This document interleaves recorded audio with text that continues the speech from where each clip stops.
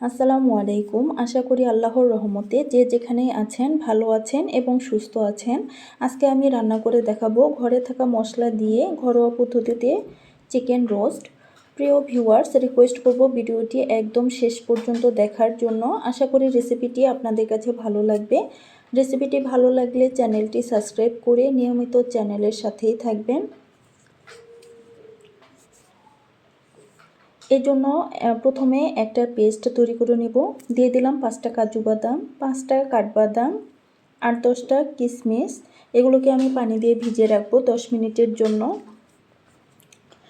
10 minute হয়ে গেছে। এখন আমি একটা ব্লেন্ডারের জারে একে একে সবগুলো উপকরণ দিয়ে দিব। কাঠবাদামের খোসাটা আমি ছাড়িয়ে নিয়েছি। দিয়ে দেব পেঁয়াজের বেরেস্তাটা আমি আগেই করে নিয়েছি। আর ঘরে বানানো টক দই, এগুলোকে আমি ব্লেন্ড করে সাইড করে রেখে দিলাম। এখানে আমি নিয়েছি সোনালি চিকেন, আপনারা চাইলে ব্রয়লার দিয়েও করতে পারেন। দিয়ে দিলাম মরিচ গুঁড়া এবং লবণ। এগুলো দিয়ে মেখে আমি ম্যারিনেট করে রেখে দেবো 10 মিনিটের জন্য।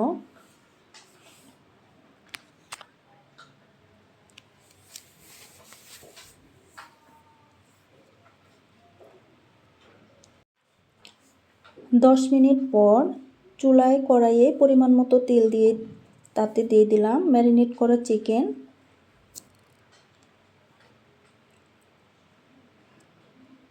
এই সময় চুলার আঁচটা হাই ফ্লেমে রেখে উল্টিয়ে পাল্টিয়ে ভেজে নিতে হবে।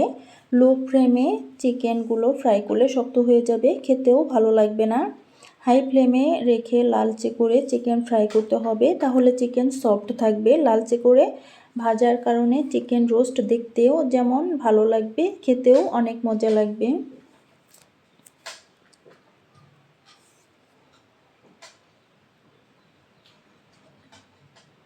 চিকেন ফ্রাই হয়ে গেছে। আমি এবার তেল থেকে একটা একটা করে ঝরিয়ে উঠিয়ে রাখবো।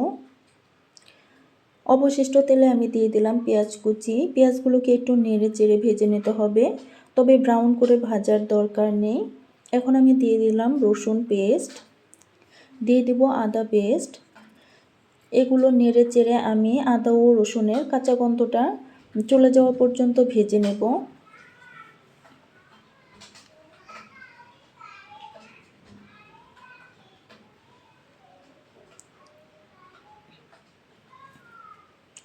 এখন আমি এখানে দিয়ে দেব আগে থেকে যে পেস্ট তৈরি করে রাখলাম সেই পেস্ট।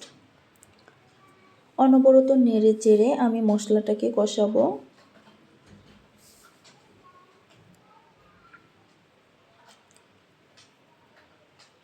এর সাথে এখন আমি অ্যাড করব মরিচ গুঁড়া। ঝালটা আপনারা আপনাদের ইচ্ছা অনুযায়ী দিয়ে দিবেন। দিয়ে আমি অনবরত নেড়ে চেড়ে মশলাটাকে কষিয়ে নেব।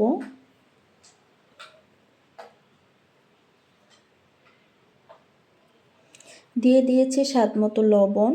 লবণটা একটু বুঝে শুনে দিতে হবে, যেহেতু আমি চিকেনেও লবণ অ্যাড করেছি।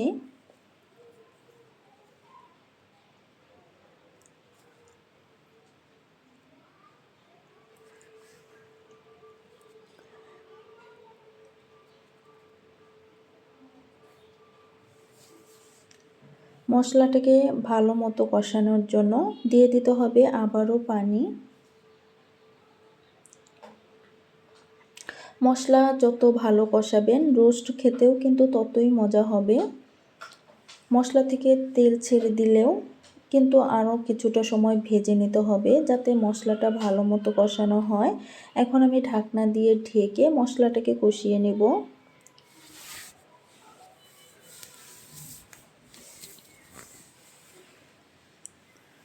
যেহেতু এখানে আমি কাঠবাদাম কাজু বাদাম এগুলো দিয়েছি, সেজন্য অনবরত নাড়তে থাকতে হবে, তা না হলে কিন্তু লেগে যাবে। আর লেগে গেলে কিন্তু খেতে একদমই ভালো লাগবে না।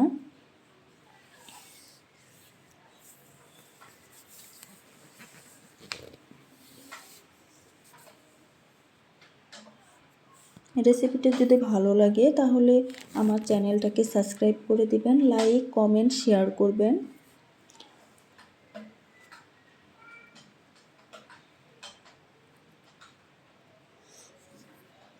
আমার মশলা কষানো প্রায় হয়ে গেছে। এখন আমি এখানে দিয়ে দেব ভেজে রাখা চিকেনগুলো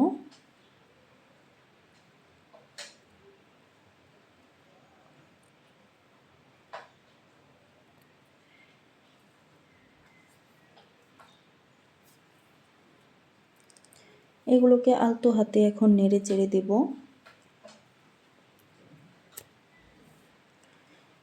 এখন আমি একদম চুলার আঁচটা লো করে দিয়েছি।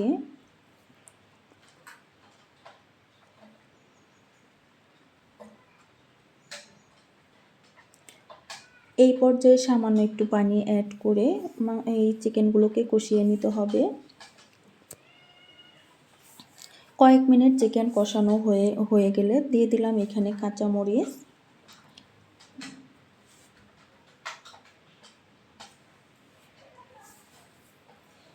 আর এখন আমি এখানে অ্যাড করব 1 মগ এই জাল করে নেওয়া দুধ। অবশ্যই চেষ্টা করবেন দুধটা জাল করে নেওয়ার, কাঁচা দুধ দিলে কিন্তু ছানা কেটে যাবে। চুলার আঁচ একদম লো ফ্লেমে রেখে রান্না করতে হবে।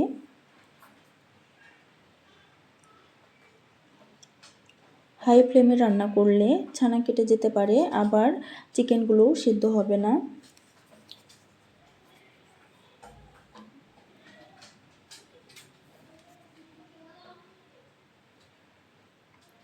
আমি ঢাকনা দিয়ে ঢেকে চিকেনটাকে রান্না করব 15 থেকে 20 মিনিটের জন্য।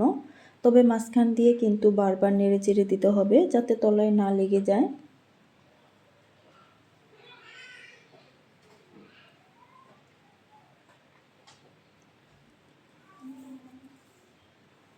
ফিরে এলাম 10 মিনিট পর।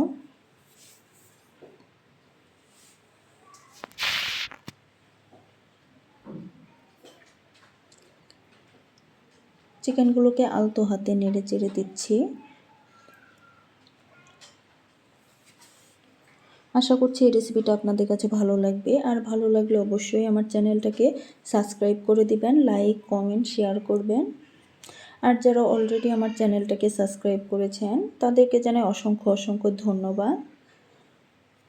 এখানে অল্প একটু বেরেস্তা দিয়ে দিলাম যেহেতু এটুকু অবশিষ্ট ছিল। এই পর্যায়ে এসে এখানে কেওড়া জল ও সামান্য গোলাপ জলও দিতে পারেন সুঘ্রাণের জন্য, তবে আমি এগুলো স্কিপ করেছি। ঢাকনা দিয়ে ঢেকে আমি 10 মিনিট রান্না করব। ফিরে এলাম 10 মিনিট পর। মাশাআল্লাহ দেখেই বোঝা যাচ্ছে আমার রোস্ট কতটা লোভনীয় হয়েছে। আলহামদুলিল্লাহ খেতেও অনেক মজা হয়েছিল। আজকের মতো এ পর্যন্তই, আবার হাজির হয়ে যাব নতুন কোনো রেসিপি নিয়ে। সে পর্যন্ত ভালো থাকবেন, সুস্থ থাকবেন। আল্লাহ হাফেজ।